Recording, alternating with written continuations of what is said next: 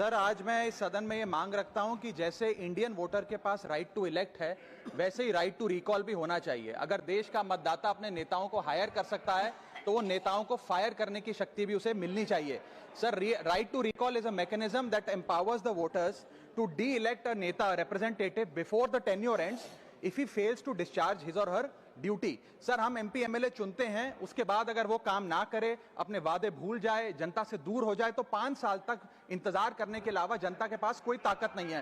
कोई interim provision नहीं, कोई अकाउंटेबिलिटी नहीं, कोई परफॉर्मेंस रिव्यू नहीं, कोई करेक्टिव ऑप्शन नहीं। चुनाव से पहले नेता जनता के पीछे और चुनाव के बाद जनता नेता के पीछे। और सर, 5 साल is too long a period in this day and age. अगर एक गलत फैसला गलत नेता को चुनने का लिया तो लाखों लोगों का भविष्य अंधकार में जाता है और पूरा क्षेत्र पीछे जाता है। Sir, we can trust our voters to elect. हमें अपने मतदाता पे विश्वास करना चाहिए कि वो अपनी गलती बदल भी सके राइट टू रिकॉल की ताकत से। Sir, let me clarify that right to recall is not a weapon against politicians. It is an insurance policy for democracy. और भारत के संविधान में जब आप राष्ट्रपति को इंपीच कर सकते हैं टेन्योर के दौरान, उपराष्ट्रपति को हटाने का प्रावधान है, जजों को इंपीच करने के लिए प्रोसेस लेट डाउन है, यहां तक कि रूलिंग गवर्नमेंट के खिलाफ नो कॉन्फिडेंस मोशन लाकर आप सरकार बर्खास्त कर सकते हैं। तो एमपी एमएलए अगर आपका नॉन परफॉर्मिंग है तो उसको हटाने के लिए क्यों नहीं राइट टू रिकॉल मतदाता को देना चाहिए। दुनिया की 24 से ज्यादा डेमोक्रेसीज में राइट टू रिकॉल का मैकेनिज्म लागू है, जिसमें यूएस, कनाडा, स्विट्जरलैंड जैसे देश है। मैं आपको उदाहरण देता हूं सर, कैलिफोर्निया में एक गवर्नर क्रिस डेविस नाम के नेता 2002 में चुने गए।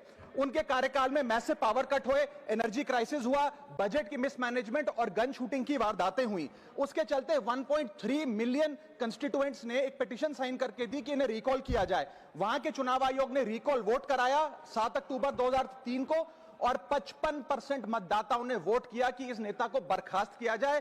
ग्रे डेविस को हटाया गया और आर्नल्ड श्वार्ज़नेगर को वहां पे गवर्नर बनाया गया। सर, मैं बता दूं कि हिंदुस्तान में भी इसका प्रेसिडेंट है।